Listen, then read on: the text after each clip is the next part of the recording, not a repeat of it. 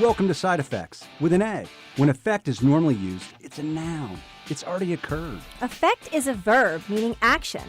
Action influences outcomes. I'm Scott McGohan. And I'm Anne-Marie Singleton. We will provoke you to think differently. Side Effects, where problems are defined, solutions exposed.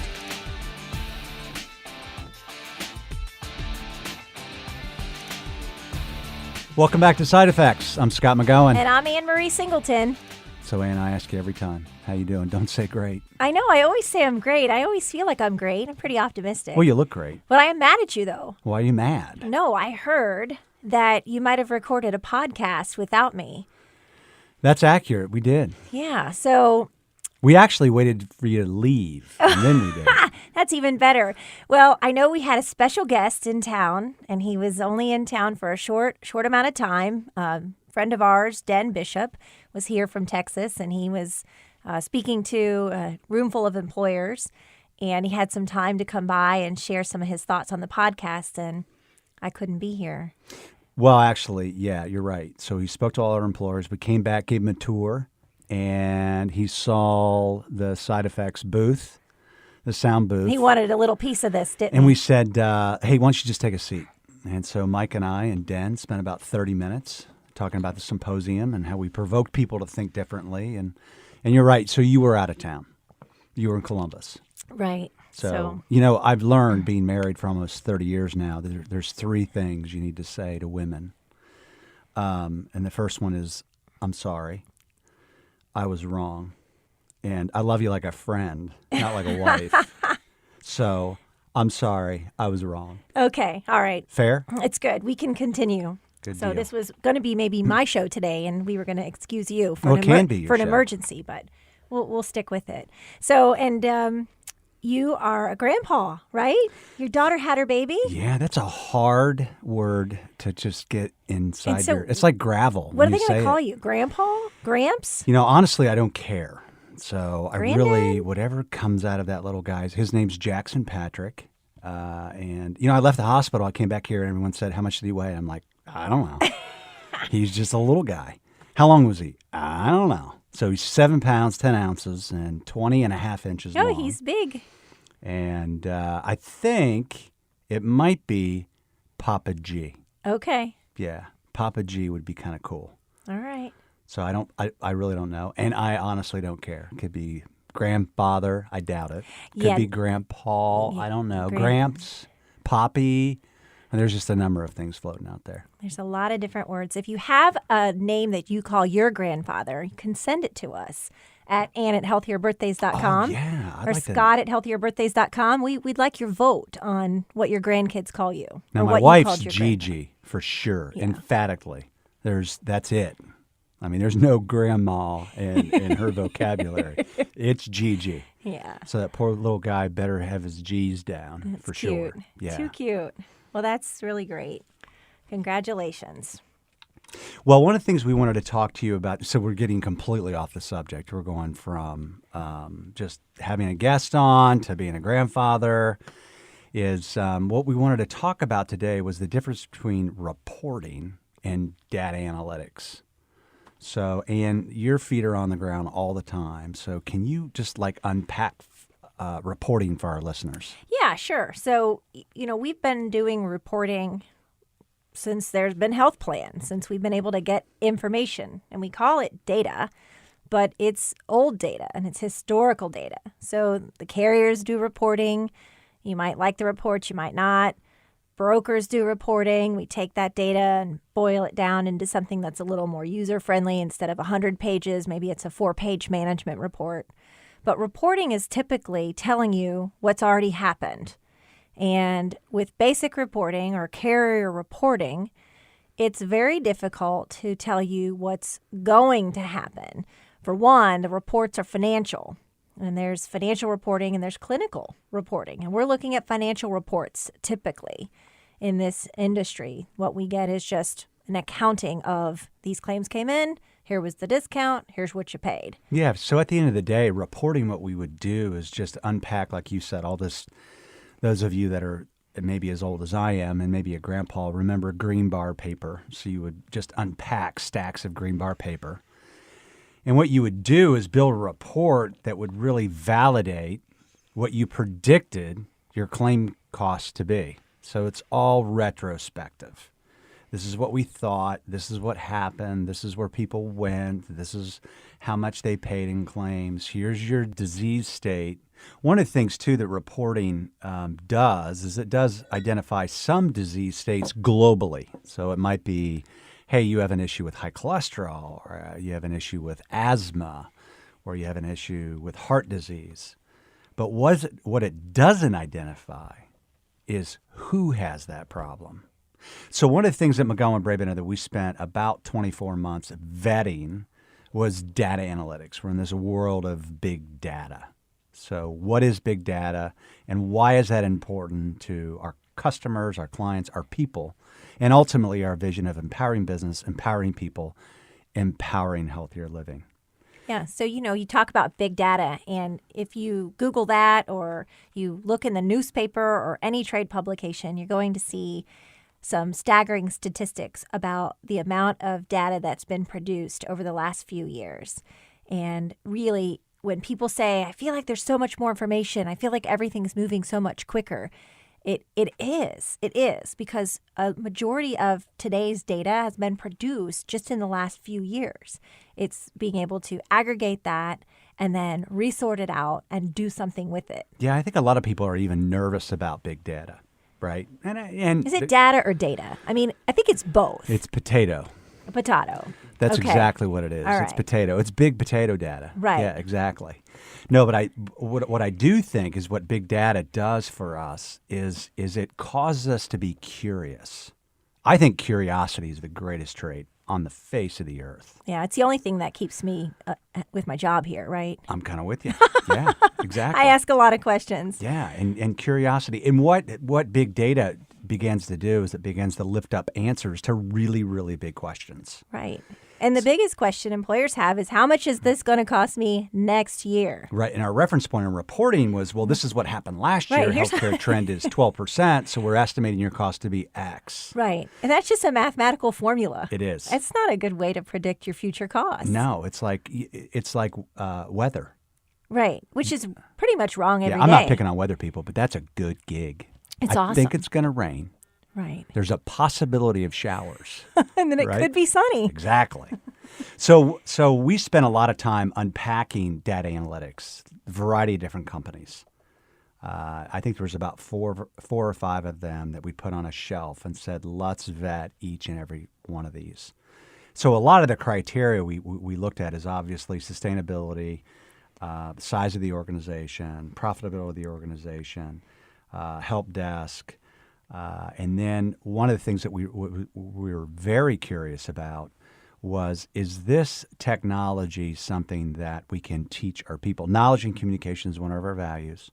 So can we bake this knowledge into our people's heads so they can have those conversations with their Right. clients? And all those things you mentioned in the beginning, you use this phrase often, but I'm going to use it now, that's all table stakes, right? Is the company financially sound? Do they have a great product? Can they support it? I mean, that's a given. We expect that. But what could be different about this tool? Can we understand it? Can we use it? And can our clients use it? Is it valuable to them? Right, which gives me really 2 points of what was really important to us.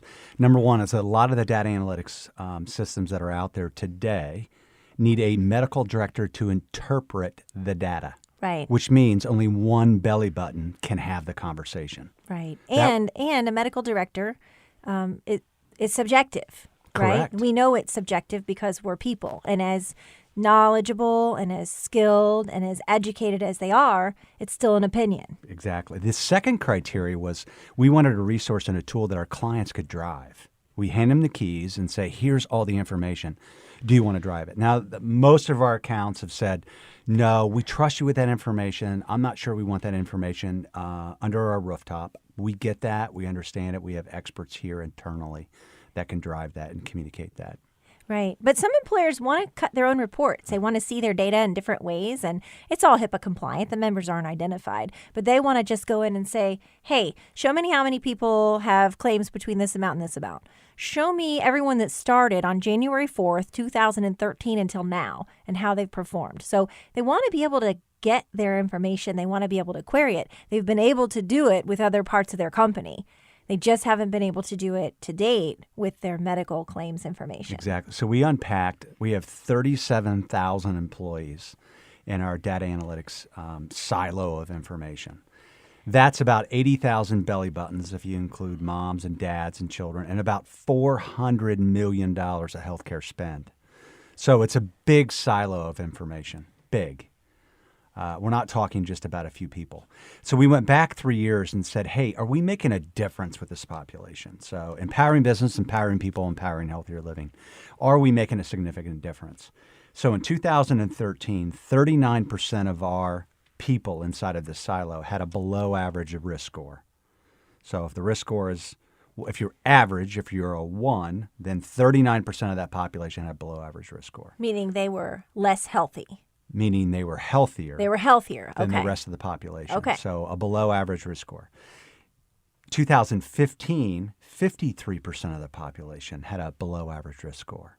That's a significant lift Right. in reducing risk inside of employers, which means we are empowering business and empowering people with choices. Right. And so what Scott just said is important because looking at information at one point in time certainly tells us something.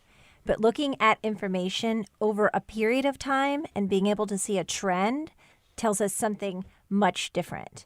So being able to look at that same population year after year after year starts to give us statistically significant information that's actual versus just one point in time. Yeah, one of the things we don't want to, I mean, I'm Captain Optimistic. I have a cape in my office. We're unpacking this data, and I've got people like you, people like Mike Sutman, people like other people in the organization, like, hey, well, like, hold on. Let's make sure what you're saying is accurate and it's credible. So Mike had said his son had this science project, the scientific method. Like Mike said, hey, make sure you're following the scientific method as you're unpacking the information. Dave's standing here in front of us. We probably spent at least 90 days unpacking that information, our data analytics expert. One of the things that we did want to do is find out, hey, our groups that are fully engaged, groups that pushed all the chips on the table and said, we're tired of playing with house money, we're playing with our own. Is there a correlation between groups that are engaged and groups that are not engaged? And what we found is there's a huge correlation. So groups at a level 4 and 5, and if you're interested, we can put their criteria out on healthierbirthdays.com around groups that are at level 4, level 5, EHL, characteristics of what those groups might offer. But they were able to reduce their risk score by over 12%.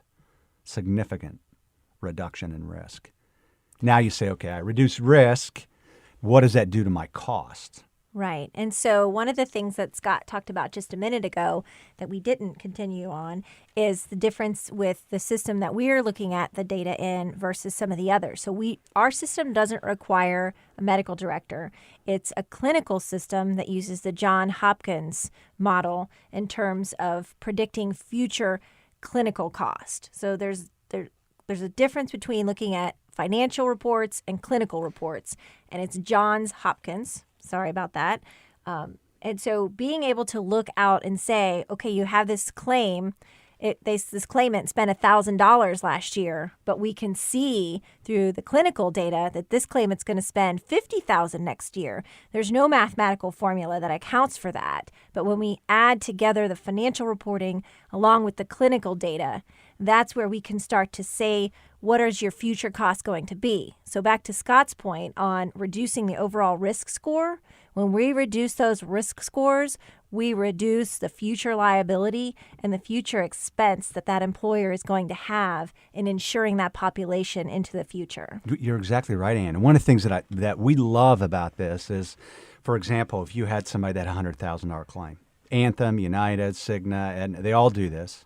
They leave that $100,000 claim in your experience, and they apply a healthcare trend to it. Right. So predictive modeling would say, hey, that person had $100,000 of claims, but their prediction's only $1,500. Right. Maybe they're well now. Maybe their episode is over. Correct. So we can identify people that have low claims but have a very high risk score, and those people that have high claims that have reduced those risk score. Right. And so what we know is that not just from our data, not just what McGohan Brabender has in this platform, but from millions and millions of data points that are inside of this platform, that lower risk scores equate to lower claims over and over and over. Well, and the study came out and said groups at level 4 and level 5 spend on average $8,600 per employee per year. Now, what does that mean? The national average today for employers for health care benefit cost is $11,400. That's where everybody sits. Now, obviously, there's groups that pay more than that. There's groups that pay less than that. But what we've seen is if you're fully engaged in mitigating risk, the group in that equation, level 4, level 5 EHL, spent $8,600 per employee per year. Right. Big spread. It's a significant amount of cost savings. Significant. So that equates to about $142 per member per month, or $1,711 per member per year. 3-year average cost savings. And don't you think, I mean, a lot of employers that are doing this too, they're doing it more than for just an ROI. So what's my return? I mean, they see the big picture. They see a reduction in absenteeism, presenteeism, and also an increase in productivity. You talk to them all the time. Right. Lower disability claims. I mean, these employers, they want their employees to come to work and be happy and be healthy, and they want them to go home at the end of the day and have energy for their family and whatever else it is that they want to do when they're not working. So it's not that they don't care about their employees and their health. They do. I mean, they care about their bottom line. They need to keep the doors open. They need to offer a competitive wage. They need to offer a competitive health plan. But they do care about the health status of their employee population, and they want them to be productive outside of the office or outside of their job site, as well as when they come to work. Yeah, a lot of employers have big, gigantic hearts, and I'm not sure they get much credit in that area. Right. No. Because capitalism, entrepreneurship doesn't really expose that. But a lot of employers, they really care about. Now, there's some that don't. Right. Without a doubt. And and the few that are out there like that, I think give everybody else who's a business owner, an entrepreneur, or senior leader in a company, they can give them a bad name. But I think that for the most part, our employers in this Ohio region care about their employee population. So the next step of this is one of the things that the conclusion told us, the study we did, came out and said that, and it really surprised us, is our ability with data analytics and groups that are fully engaged allowed us to discover disease at a faster pace than groups that weren't as engaged. And that was a big deal because in life, we believe we manage what we measure. So if we've got a group like biometric screenings, trying to get an attribution rate for primary care physicians lifted up, outcomes-based healthcare, all of those components put together. Because it's just not all McGohan Brabender. There's hospitals involved. There's doctors involved. There's other strategies we have, other partners. It's just not all us. It's a combination of all those. But we were able to find asthmatics 17% faster, diabetics 31% faster, people with high cholesterol 47% faster, hypertension 31% faster. So we can discover disease at a faster pace. Right. And if you've looked at any of the studies that are out there, and we have some statistics we can put out there on our healthierbirthdays.com on what it costs to treat certain disease states when you find them in the beginning when they're starting versus when they've already matured or had a chance to get worse. The cost of those treatments is significantly less when it's discovered in the early stages than if you wait or if the member waits before going to the doctor or before really discovering what's going on. Yeah, I think one of the things, too, that kind of jumped off of the page for us is prescription drug compliance is really a big deal. For those of you that are paying for healthcare, 75 cents a healthcare dollar is something we've cloaked under this term chronic disease. So half of that is lifestyle-based, which is a problem. I'd rather just call it what it really is. That's just self-created disease. But the majority of those people with a complex chronic condition consume 96% of your drug cost. 96. Half of those people don't take their prescriptions as prescribed, and some don't take them at all.